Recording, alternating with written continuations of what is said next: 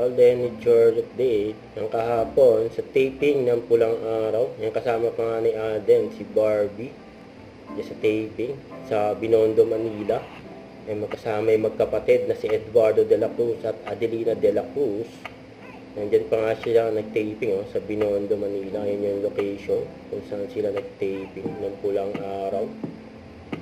Ayun, ginawin pa nga si Alden sa taping. Ayun yung kanyang team. Yung team Alden. Yung mga formahan ni Eduardo de la Cruz. May pang script si Alden. Napaka-busy ni Alden.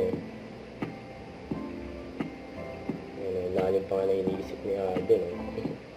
Ayun pa nga yung billboard ni Alden ng O-Secure sa Robinson Galleria. Ang laki yung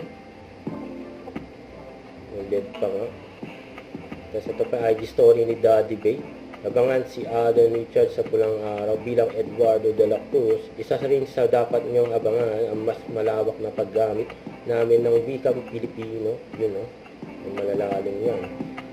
Tapos yung mabenta rin yung mga endorsement ni Alden gaya ng O-Secure at Head and Shoulder dyan sa Lazada. Yan ang mga ranking pa Huwag kalimutan mag-subscribe. Click ang notification bell for more update. Tara po ang with your reaction vlog. Bye guys. Thank you for watching.